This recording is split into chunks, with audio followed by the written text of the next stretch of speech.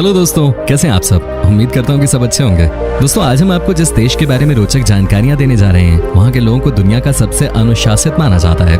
एक ऐसा देश जिसने पिछले 40 सालों में इतनी मेहनत की है कि इन्होंने आज अपनी नई कहानी लिखी है।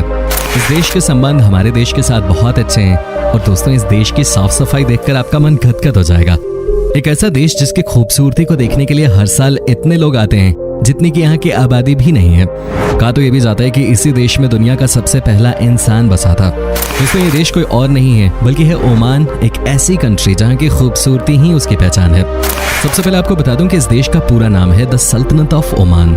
देश की कुल आबादी है सिर्फ 50 लाख के आसपास, और वहीं बात की जाए यहाँ की पॉपुलेशन डेंसिटी की तो यहाँ सिर्फ 16 लोग पर स्क्वायर किलोमीटर पे रहते हैं। यहाँ के 88% लोग शहरों में रहते हैं तो वहीं मात्र 12% आबादी ही गाँव में बसती है।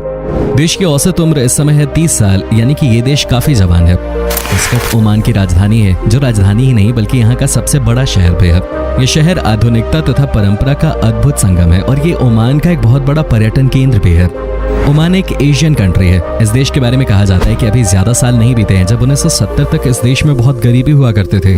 परेशानी इतनी थी कि लोगों के पास खाने को नहीं था, पहनने को नहीं था, और यहाँ के लोग बहुत ज्यादा अफ्रीकन देशों की तरह रहन सहन फॉलो करते थे। लेकिन 1970 में एक चमत्कार हुआ और उसके बाद से इस देश की कहानी ही बदल गई। यहाँ के लोगों ने मेहनत करके सब कुछ पलट दिया और गरीबी से अमीरी आ गई इस देश में। अब आप सोच रहे होंगे कि भला ऐसा क्या चमत्कार हुआ होगा, उन्हें दिन का चिराग मिल गया क्या? नहीं, ऐसा कुछ नहीं है। दरअसल फ्रेंड्स, जिस चमत्कार की हम बात कर रहे हैं वो कोई और नहीं बल्कि यहाँ के सबसे पॉपुलर सुल्तान काबूस बिन का सत्ता अपने हाथों में लेना था। उन्होंने इस देश को अपने हाथों में 23 जुलाई 1970 को लिया और उसके बाद से इन्होंने देश में सब कुछ बदल के रख दिया।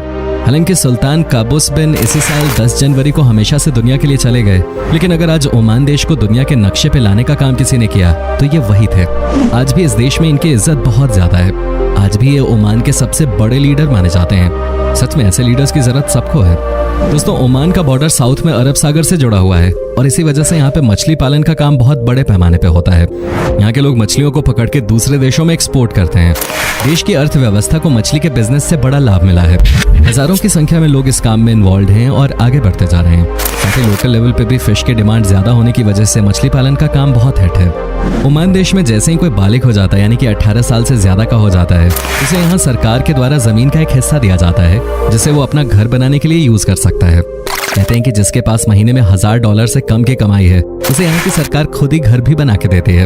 आपको घर खरीदने की कोई टेंशन नहीं है और नहीं टैक्स भरने की। ओमान की बात करें तो यहाँ के लोग वाकई में लकी हैं। आज के जमाने में कहाँ की सरकार अपने लोगों को घर बनाने के लिए जमीन देती है, लेकिन ओमान सबसे अलग है।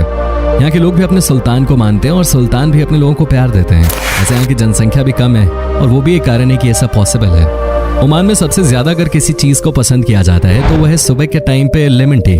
जी हाँ, जैसे हमारे देश में दूध वाली चाय सबको चाहिए होती है, ओमान में लोग लेमन टी के साथ दिन की शुरुआत करते हैं। वैसे इसके कई फायदे हैं। पहली बात तो ये आपके शरीर से फैट बर्न करता है और दूसरा ये कि ये आपको फुर्तीला बनाता है। बस यही वजह है कि यहाँ के लोग लेमन टी को बहुत पसंद करते हैं। दोस्तों, ओमान में दिन के समय भयानक गर्मी पड़ती है और इसी वजह से यहाँ पर दिन के समय कोई भी आउटडोर काम करना पॉसिबल नहीं है। तभी तो यहाँ पे मैक्सिमम काम जैसे कि कंस्ट्रक्शन या रोड बनाने जैसी चीजें ये सब रात में की जाती हैं। यहाँ पर लेट नाइट तक काम होता है और अर्ली मॉर्निंग तक चलता है। वहीं दिन में यहाँ सब कुछ बंद रहता है, सिर्फ ऑफिसेस को छोड़ के। ओमान एक अरबिक मुस्लिम देश है, लेकिन यहाँ महिलाओं के साथ किसी भी तरह का भेदभाव नहीं होता। इस देश में महिलाओं को पूरी आजादी है अपने तरीके से लाइफ जीने की। साथ ही दोस्तों, यहाँ की महिलाएं न सिर्फ हर प्रकार के काम करती हैं बल्कि आजकल देश की सेना में भी शामिल हो रही हैं। हम सब जानते हैं कि अरब कंट्रीज में महिलाओं को किस तरह से ज्यादा फ्रीडम नहीं दी जाती, लेकिन ओमान बहुत अलग है। यहाँ की महिलाएं वोटिंग में भी बढ़ चढ़ के हिस्सा लेती हैं और सरकार बनाने और हटाने में इनका रोल अहम होता है। बाकी इस्लामिक देशों से ये बहुत अलग है। ओमान की साफ सफाई देखकर आपका दिल खुश हो जाएगा। यहाँ पर कहीं भी गंदगी आपको नजर नहीं आएगी। यहाँ सुबह सुबह ही रोड की सफाई कर दी जाती है और उसके बाद आपको यहाँ पर चारों तरफ सफाई नजर आएगी। यही वजह है कि जो टूरिस्ट इस देश में आते हैं वो यहाँ बहुत सुकून से समय बिता पाते हैं। ओमान का रिश्ता हमारे देश भारत से बहुत अच्छा है। यहाँ के कई सुल्तानों की पढ़ाई हिंदुस्तान में हुई है। बहुत सारे इंडियन लोग आपको देखने को मिल जाएंगे इस देश में।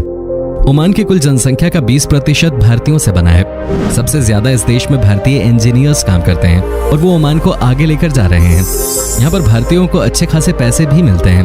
राजधानी शहर मस्कट में 2 हिंदू मंदिर भी हैं, जिनमें से एक 100 साल से भी अधिक पुराना है। दोस्तों, जहां तक बात रही इस देश में आने वाले टूरिस्ट की, तो आपको जानकर हैरानी होगी कि यहाँ पर कम से कम 2019 तक 6 से 7 मिलियन लोग हर साल घूमने के लिए आते थे।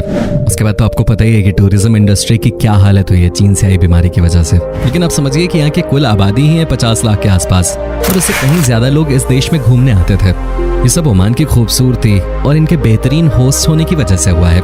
इन्हें भी पता है कि आजकल टूरिज्म इंडस्ट्री कितना बड़ा और इम्पोर्टेंट सेक्टर बन गया है, इसलिए टूरिस्ट को हर सुविधा देते हैं ताकि ज्यादा से ज्यादा लोग इस देश में घूमने के लिए आएं। ओमान में 75% लोग मुस्लिम हैं, बाकी के 25% में हिंदू, क्रिश्चियन और बाकी धर्म के लोग शामिल हैं। इस देश में धर्म के नाम पर कभी राजनीति नहीं होती, ये भी एक बड़ी वजह है इस देश के डेवलपमेंट की। यहाँ पर सब मिलजुल कर रहते हैं और धर्म से उठ के बात करते हैं, जो कि वाकई में बहुत अच्छी बात है।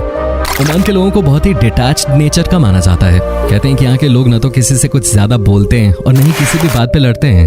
ये बहुत ही डाउन टू अर्थ होते हैं, और सबसे अच्छी बात यह है कि यहाँ पे जो एक बार नियम बन जाता है हर कोई उसका पालन करता है।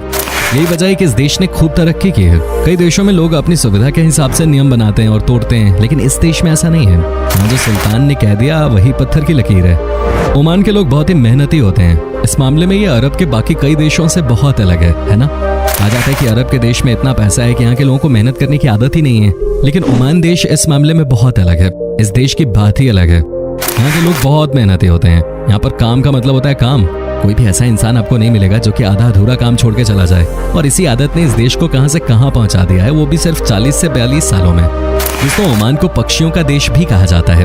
बहुत ही कम लोगों को पता है ये बात कि ओमान में ठंड के मौसम में यूरोप, अफ्रीका और एशिया के कई तरह के पक्षी आपको देखने को मिल जाते हैं। जहाँ दोस्तों, अगर आपको भी तरह तरह के बर्ड्स देखने का शौक है तो आप यहाँ आ सकते हैं। वेल फ्रेंड्स, शुरू से ही ये देश सबसे अलग रहा है। इस देश की पड़ोसी कंट्रीज हैं यूएई, सऊदी अरेबिया और यमन, लेकिन ओमान इन देशों से बहुत अलग है। इनके पड़ोसी देश वाले सिर्फ और सिर्फ ऑयल एक्सपोर्ट पे डिपेंडेंट हैं। लेकिन आपको जानकर हैरानी होगी कि ओमान ऑयल का बहुत बड़ा एक्सपोर्टर नहीं है, और ये देश खजूर, मछली और कुछ अलग तरह के एग्रीकल्चरल प्रोडक्ट्स को एक्सपोर्ट करता है बड़े लेवल पे, और यही है इस देश का सबसे बड़ा सोर्स ऑफ इनकम। तो जानकर खुशी होगी कि दुनिया के कुछ सबसे बेहतरीन शॉपिंग मॉल्स आपको इसी देश में देखने को मिलेंगे। ये इतने बड़े होते हैं कि आप खो जाओगे यहाँ पे। हर फ्राइडे इन मॉल्स में लोगों का हुजूम देखने को मिलता है।